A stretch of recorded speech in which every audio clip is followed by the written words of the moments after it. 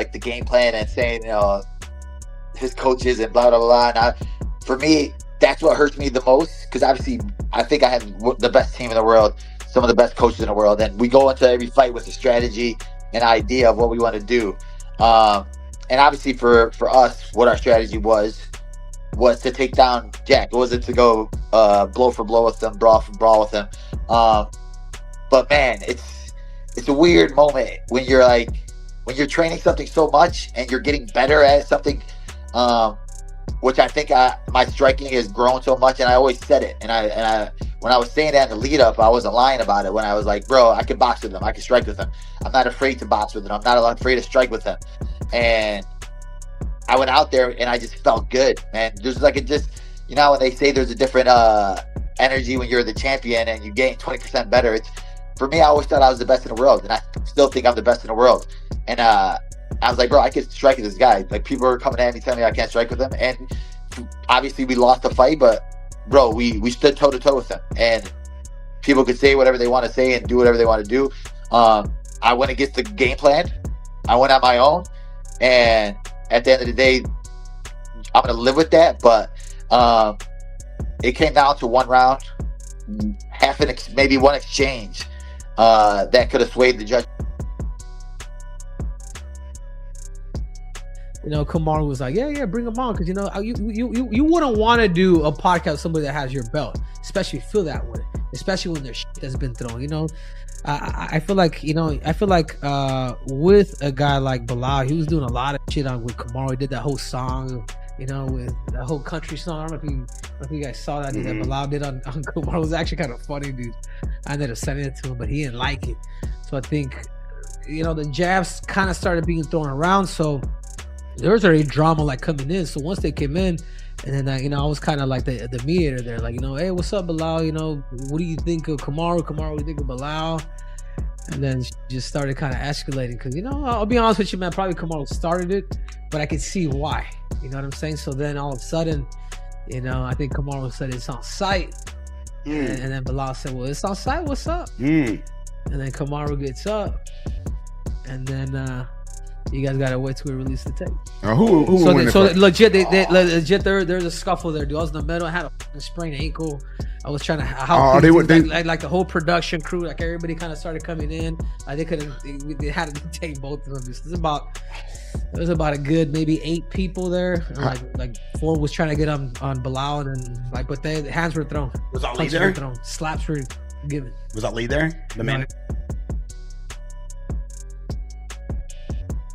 Than me. I'm not in competition with anyone else. The only rival I have is the person I was yesterday. Last year, I was different. I've grown, I've learned, I've improved, and that's what truly matters. It's me versus me. Every day, I wake up ready to push myself further. I challenge my limits, striving to be the best version of myself. I won't let someone else's success make me feel small. Their journey is theirs, and mine is mine. I know where I've come from, and I know where I'm going, so I keep pushing forward, not to be better than anyone.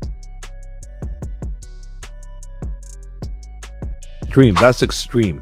Okay, that's easy to pinpoint out. Any good coach will tell you that's stupid. Every day? Train this hard by yourself?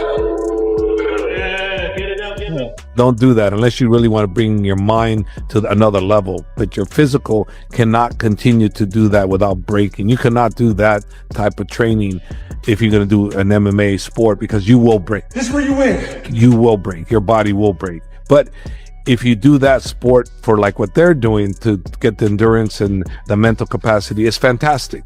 It's fantastic.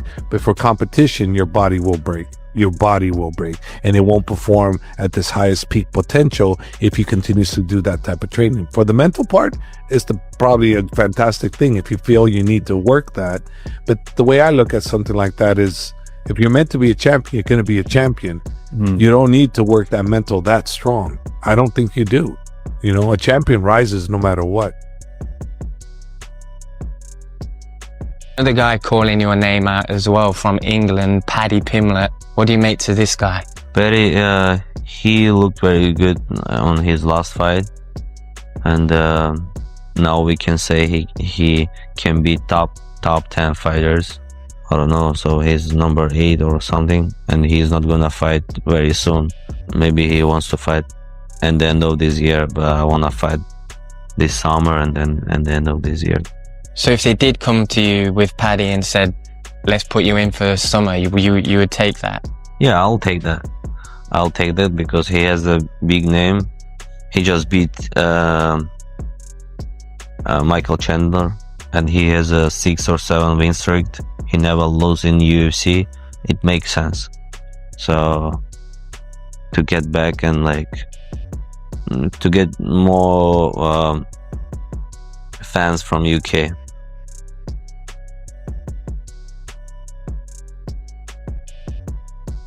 That I have, you know, my neck is screwed up so bad. I'm in pain. If you had the pain that I had on a daily basis, Mike, you would crumble. You would cry yourself to sleep every night. Last year was so bad. I honestly didn't know how I was going to continue living my life. I was in so much pain. It was insane. I had 3 surgeries back to back. None of them helped. In fact, all they've done is make my condition worse. I've got one eye. I've got 2 total knee replacements. I've got a torn labrum. I need to get that operated on. I've got this gigantic lump on my wrist. They want to do an operation on that. My nose is destroyed because they took my ribs and rebuilt my nose, but they messed that up, so I can't breathe through my nose at night. What else is going on? There's plenty of other shit, but this neck is so bad, man. It's so bad. But it is what it is. I lived an absolutely phenomenal life, and I still live a great life. As the hours go on throughout the day, it gets tougher and tougher, you know. But we crack on, mate.